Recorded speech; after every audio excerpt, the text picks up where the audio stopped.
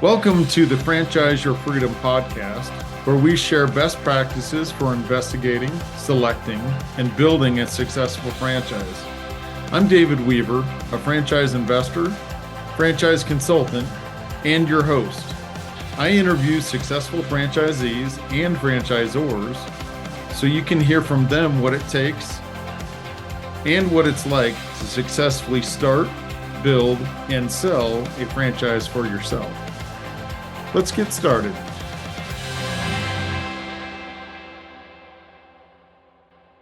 So, Patrick, tell us a little bit about your story. What did you do before you were a franchisee? Why did you decide Hallmark? Why did you decide franchising versus, buying somebody's business, et cetera? Just kind of give people a background of what you did. Yeah, absolutely. So I am a retail guy. I spent about 25 years at Best Buy. That is kind of what I did for my entire career. Great company to work for. It was awesome. I had nothing but good times there. And it got to a point at Best Buy where if you know retail, they go through reorgs and they have to reinvent themselves every so often. I did that 13, 14 times through my career there. Well, this last one that they were doing, I kind of saw that it wasn't going to last long and it wasn't going where I felt it needed to go for me personally. And I had an opportunity to actually leave Best Buy when we went through the last reorg, and I left. I decided to leave and I went and worked for an old boss of mine in another industry. And I did that for a little while, for about a year and a half. And then got laid off from there because of some just overextension during that time. And it's at that moment I was like thinking to myself, okay, I'm ready to do something on my own. I've always thought about working for myself, whatever you want to call it, not having a boss, whatever you want to say. I just wanted to work for myself. I thought I could do that. I just honestly didn't know where to go, to be honest with you. And this is where you came in, David. You had sent me consistently an email every 2-3 weeks, maybe. It wasn't too much. I wasn't overwhelmed by it, but I had seen them and I just had read it and I would delete it, read it, delete it, read it, delete it. But in this moment, as I was thinking I want to do something for myself. And I went and dabbled and looked online to go, let me see if I can just buy a business. Well, that was weird. It was kind of weird. I didn't know what I was looking at. I was like, okay, what am I doing? So then I remember seeing your emails and I'm like, let me just get this. Let me call this guy up. I'm sure he's going to tell me that there's this fee that I got to pay and he's going to walk me through all this. It was total opposite of that. When I reached out to you, it was pretty amazing to me that you just spent time to get to know me. You did. You spent all this time to get to know me, understand, what were my strengths, what I did in my personal life. And I did share with you, I believe at that time, that I cared for my mom for a little bit. And then you're the one who actually at that point went ahead and brought me the 3 different actual franchises for me to look at and decide which one would be right for me. And that's actually how I got to this point. I had always, like I said, I had thought about working for myself for a while. And there was another part in it too, that I actually wanted to actually have my daughter work with me.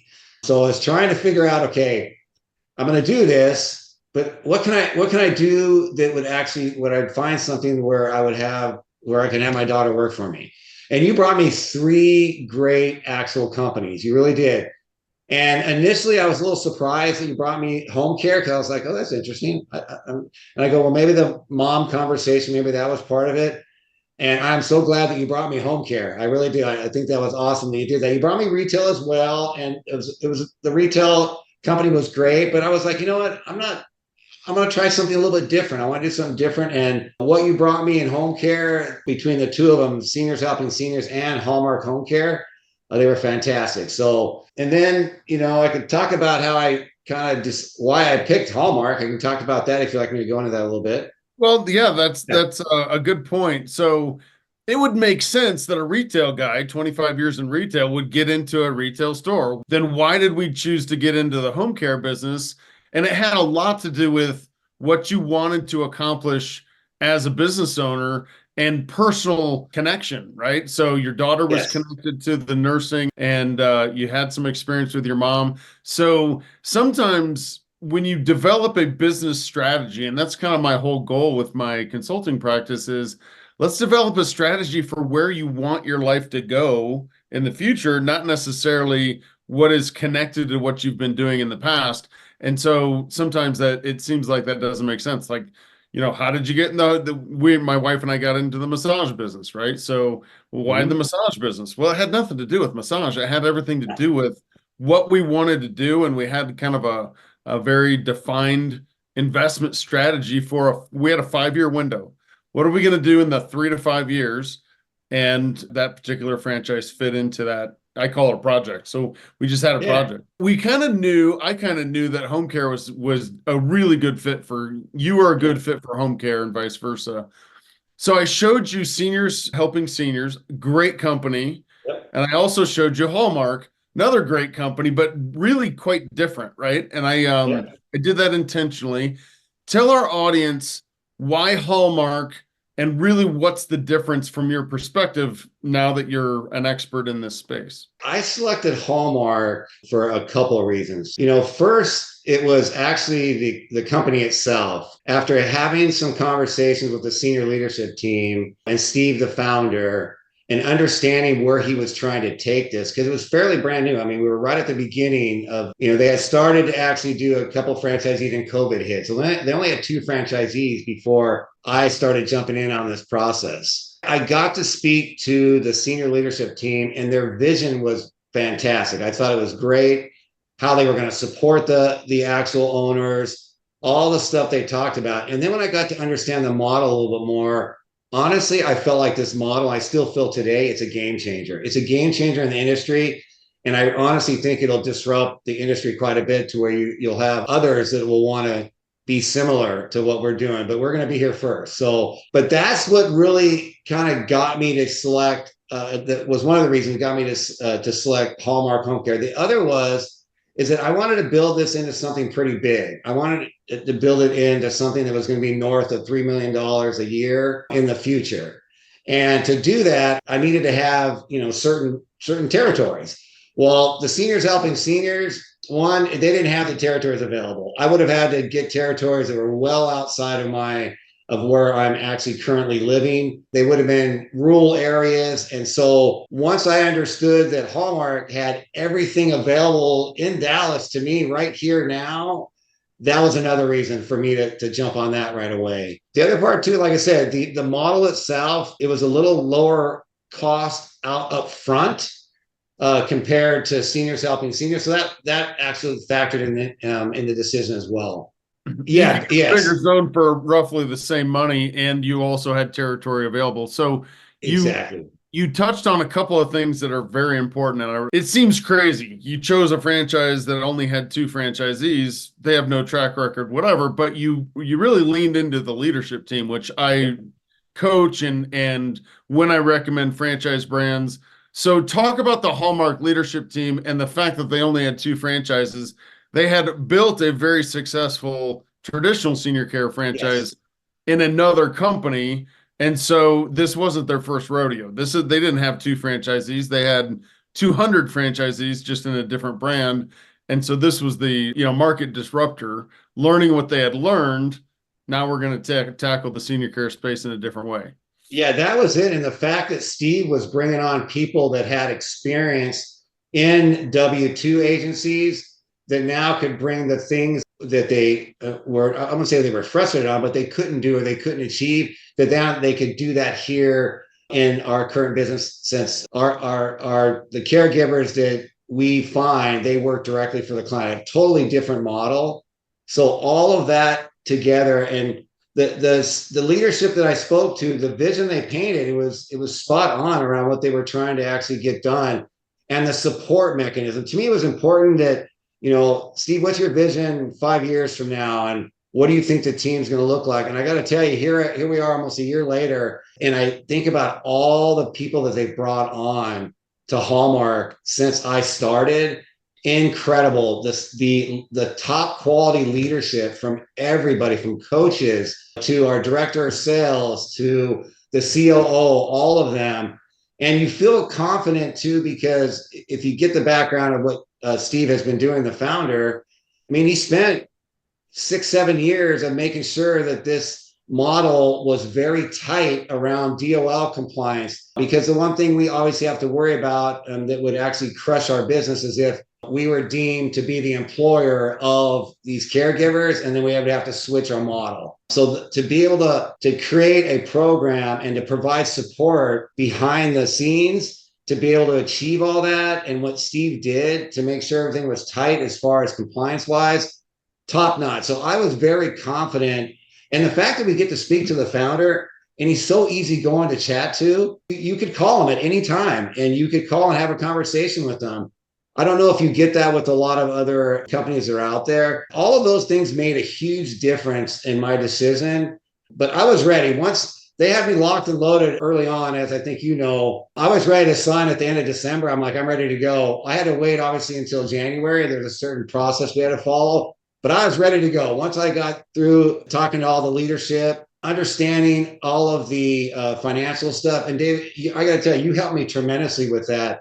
Those calls that we had together as you were coaching me on trying to pick the right franchise, priceless. I mean, you really can't, if you don't have that, I think it does make it difficult to make a decision.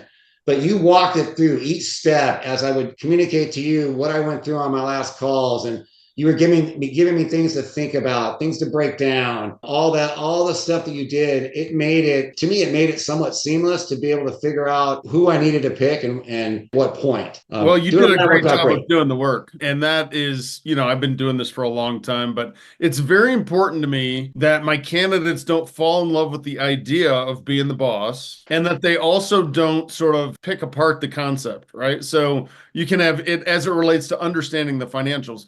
You actually have to understand how this business makes money. Yep. And how many customers you need, what is your average customer cost or whatever, right? And so building a real pro forma is important to me.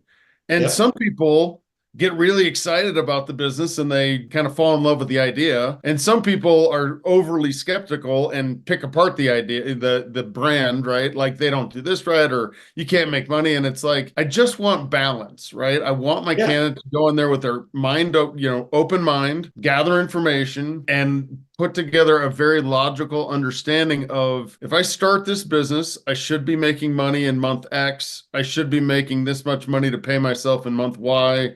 Like, if you can understand that, it just makes the decision so much easier, right? It does. By doing this, I don't know if you remember, but I was only going to buy 3 territories. I was buying them up where I live. And I live up in North Dallas, which I was buying the Frisco and the McKinney territories. McKinney's 2 territories. So I bought those 3. But as I was going through and doing exactly what you said, let me plan this out where I want it to be, I started to realize that I'm like, wow, there's these other 2 territories that the numbers that they provided to me, that these other 2 territories will help me get to where I want to get to in growth a bit quicker. And if I don't get them, and I don't get them now, there's a chance that somebody else will come in and take them. And then I won't be able to get to where I want to get to. So I bought, and here's the thing that's ironic. I bought obviously 5 territories. The last 2 that I picked, Plano and Carrollton.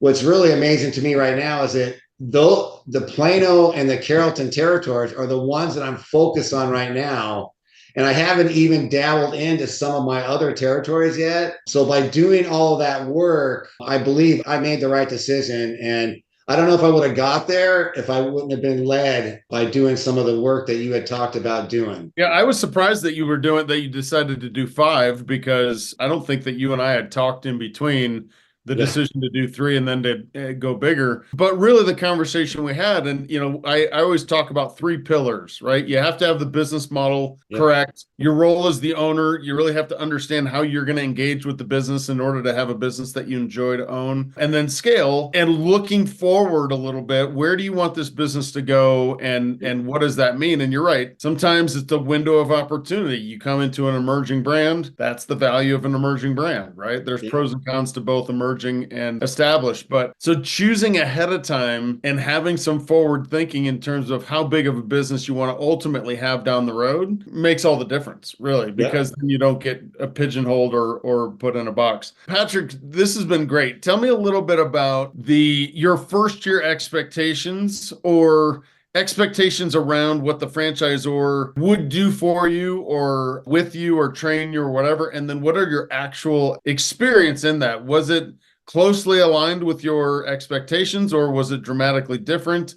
Walk our audience members through what does your first year in business look like as a franchisee? I'll start with how initially I got trained. I mean, I think the one thing to keep in mind too, I was one of the first ones to sign on this kind of reboot that they were calling. They were great at providing the support, the coaching, the weekly calls as I was going through all of the training and that they had provided to me. Weekly calls would happen. I would, talk about where I feel like I'm not understanding certain pieces. So they were fantastic around the support. The support part was great, even to the point where we got a client early on. We got lucky and got a client because they mis-Googled us. They were trying to Google somebody else and they Googled us instead.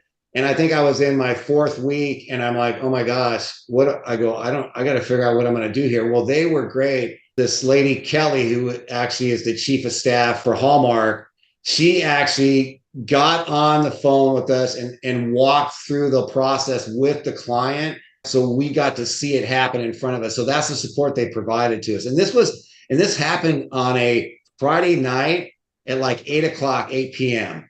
And there was Kelly, there she was supporting us to actually get to this client. So the initial training was great. It was fantastic. The support was really good. And anytime, this was the other thing too, anytime I wanted to reach out, I didn't have to wait till I had that weekly call with my coach. I could reach out at any time to get help, feedback, or anything that was going on. So once I got through my initial training, then I obviously hit the road. I hit going. Now, obviously, I think anybody with a new business, until you get into it, I mean, you have these expectations thinking like, okay, I can make this happen. And then you get into it and you're like, okay, a little harder than I thought, a little bit harder. I got to keep working this. And I think those are the things that you don't know until you get into it, that I'm able to provide feedback to my peers now that are early on that, I didn't realize that it takes a lot longer to build relationships in this type of industry than what I thought it would be. So that was one area where I had to make adjustments on my projections based on that. I'm a numbers guy. So I broke down all of my projections down like, okay, I need X amount of leads in order to get this amount of clients to get the revenue that I want.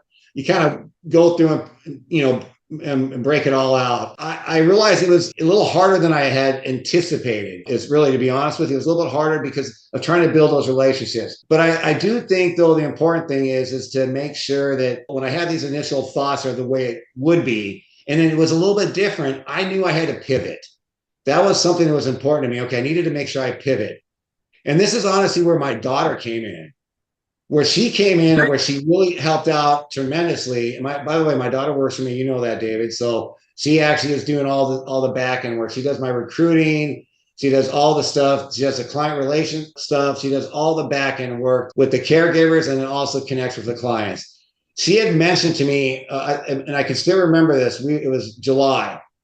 And we were getting some referrals. It was happening. But then the phone stopped ringing. It just stopped ringing. And I was like, oh my gosh, what's happening? What am I remember this in our follow-up coaching calls, right? When we touched base after you become a business owner and you told me about this and it was her idea that worked. It did. She had said to me, says, Dad, we aren't getting our name out and we got to get it out more. And I'm like, okay, what do you mean? What do you mean out more? She says, well, there's some of these networking groups. And she says, I'm going to figure out how we can get to these networking groups. And she did. She actually found this connection to another connection that then got us a list of all the networking groups. She made this one connection to this lady, Mimi, that really started everything off. And this lady, Mimi, looked at my daughter almost kind of like, one of her kids, I guess, to say, you know what, I'm going to help this lady out. I'm going to help her out. So that's what started it. And then she gave some advice to Danny around what we should do. So we started going to all these networking meetings and started to actually expand our umbrella, as I call it, to be able to get out a little bit more. And that right there made a huge, huge difference in our progress of the business. But it also allowed people to get to know who we were, because the one thing in this industry, and I think this could go probably with any industry, is that they've got to build trust. You got to build trust in them. They got to trust you. and they want to make sure you're going to be around. You're hitting on something that is so important. And my wife used to always say, these franchisees, we owned Elements Massage, and she was referring to our peers. They think they can mouse click their way through this business and make money. And a lot of people do, we're going to do social media. We're going to do good Google AdWords. All that stuff works. That's important. Yeah. But until your community members know who you are and they know you are the owner and they know, like, and trust, like, that's just old school business networking. You have to do both, right? You have to do a little bit of everything. And that's what your daughter was saying, is we're not getting out there enough. Our Elements business took off once Anne Marie figured out that all the soccer moms hung out at the PTA, the Bradford Elementary PTA was like, that was the hangout, the cool kids club for, mom. Right.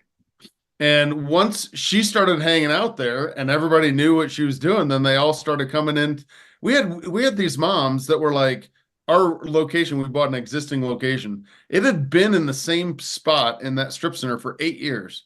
And they would come in, and it was, this strip center was for this one particular neighborhood. I never knew you were here. Wow.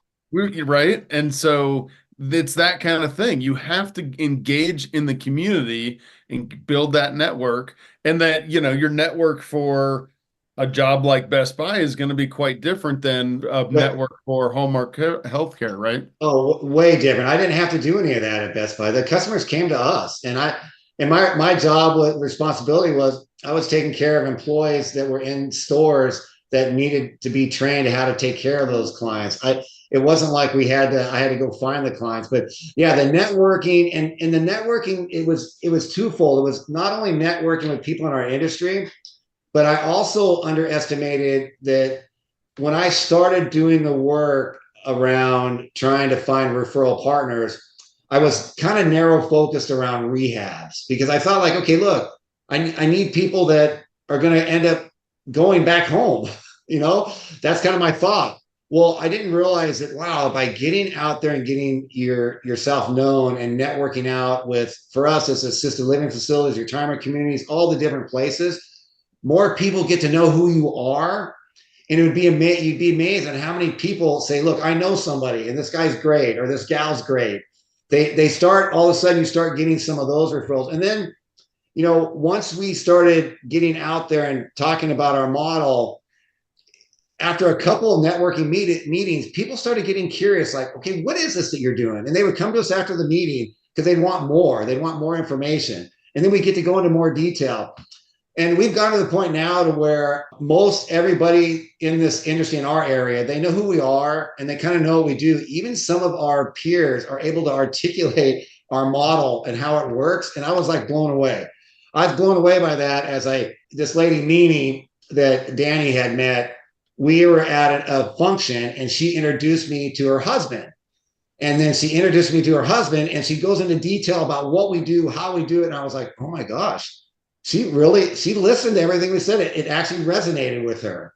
And that's the value of being part of a disruptor business model, franchisor, et cetera. We're changing the way that we do things, right? Exactly. So people connect with that. And they're like, oh, did you know that there's a company that does it this way? Which is super cool. It is really cool. And I'll tell you what, the networking thing, here's the crazy thing, and we'll get into it in a minute here, but I would never have been able to find the person that I found that I actually hired if I wasn't doing all this networking, because that's how I actually found her, got her through that. So, but yeah, and I, as we were talking around during this first year, I like I said, I got into July, August, and I realized at that moment, I was like, okay, I'm a little bit off of where my projections are. What do I need to do? What do I need to do a little bit different? And this is when, David, if you remember, you had this conversation with me about working on the business and working in the business.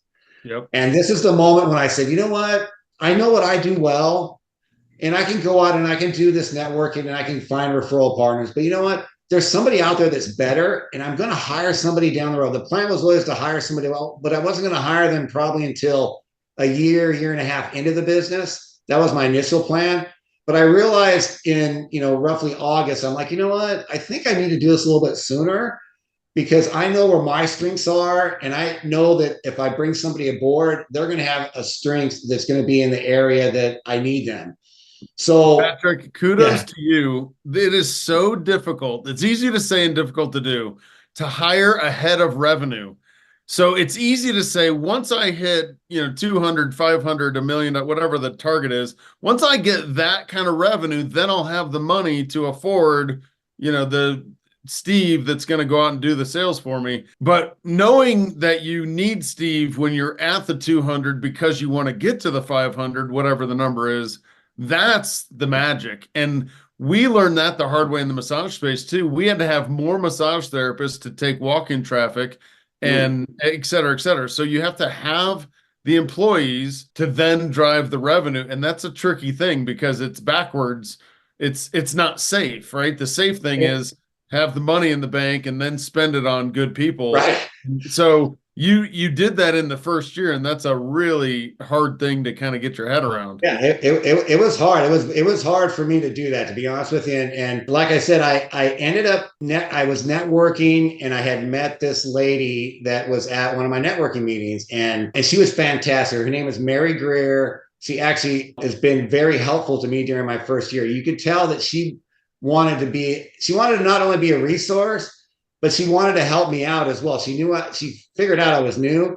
I went to breakfast with her 2 hours after our conversation. We're chatting, we're still going on. And I said, look, I know you got to go. I could stay here all day and talk to you. You've been fantastic. And I made a joke to her. I said, hey, how do I find somebody like you? I need somebody like you. And she's like, you know what? Funny you asked that. I have somebody. I'm like, are you serious? And she was serious. That's what led me to actually meet the employee that I hired. So the employee that I hired, her name is Christy. It took me about 6 to 8 weeks to get her, but she was not happy where she was working. She was working for another actual home care company. She had this book of referrals already. She already had. And then I pulled the trigger. Now, I will tell you this. I say I pulled the trigger.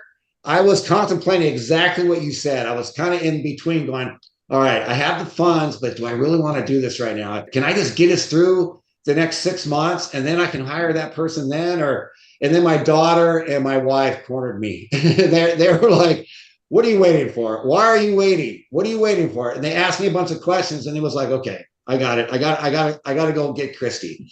So that's what I did. Ended up getting Christy, and she came aboard on November 6th is when she came aboard. And she has been fantastic. She has brought us over that initial hump that we needed to do. She, like I said, she comes with about 28 to 30 referral partners already. And her expertise and is already shown in our performance. So she's done very well so far. So I will have to say that was a good move on my part on that one there. That one worked out well for me. And we feel good that we're on the, ironically, we're back on my projections that I had created initially by me bringing Christy aboard. We made up basically a 2.5, 3 month deficit in about 90 days. So we're back on track now to what my original estimates were around where we want to be. So I feel pretty good about that. Patrick, you are so smart in that you recognize you as the business owner, we feel like we have to know it all and do it all, and it's all about us. But when you get yourself out of the equation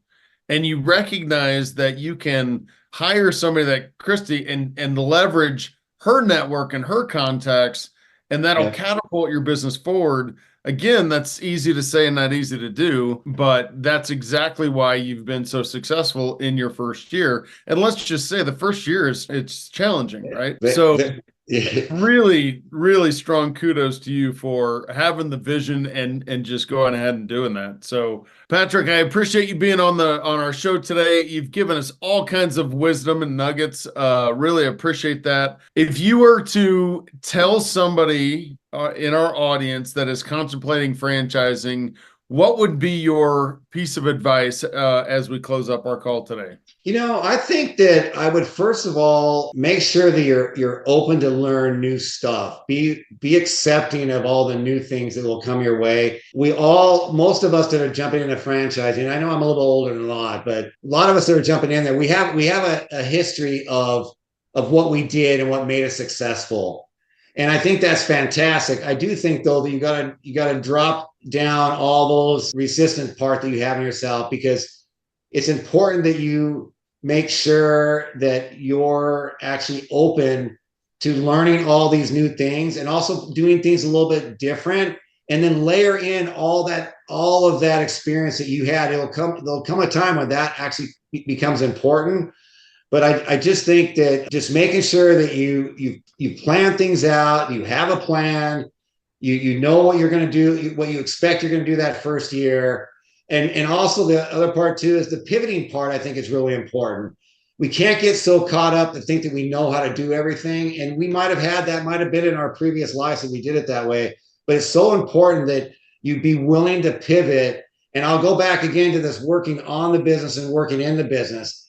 There's a balance that's important to make sure that when you're working in the business, because you will do that when you first start, but don't get so buried into it that you're not stepping out every so often to understand what it's like working on the business, because that's what really kind of pushed me into making the decision to hire Christy. I don't know if I didn't take that step back, if I would have hired her, because I would have been so sucked into the business. But once I stepped out and said, okay, if I'm working on the business, what are the things that I've got to do?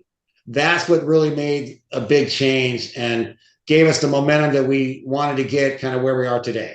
Don't think you have to do it all yourself. Work on the business, not in the business. And it's so easy to get sucked into the business. And lean on your strengths as the owner. I mean, that's what I'm doing. I'm leaning on what I know I do well. I do well with motivating, encouraging, and making sure that everyone has what they need to get their job done. So that's what I do well. Then that's where I need to spend my time in the business. That's right. Stay in your sphere of genius. It's more fun for you because it seems easy to you, and don't do the things that you're naturally not good at. And we talk about that in the consultation too. So absolutely. Really great nuggets of information, Patrick. Thank you for your help. So you are Hallmark Home Care in the North Dallas market. If we've got a listener that needs your services, how do they get a hold of you? Yeah, they can either call me on our phone number, which is 469-545-0522, or they go to our website. It's Hallmark Home Care /103. And you would go on there and you would be able to fill out an actual form that allows us to call you. And then we would be able to help find a caregiver for whoever your loved one is that you need one for. All right, Patrick, thank you so much for your time and expertise for our audience. Have a great day. Yep. Thank you, Dave. Appreciate it. This has been another episode of the Franchise Your Freedom podcast with David Weaver, where we focus on ideas that can lead to your impact on your community and your family by creating your freedom through franchise ownership. If you found value in what we discussed today, please hit the subscribe button or follow us on your favorite platform.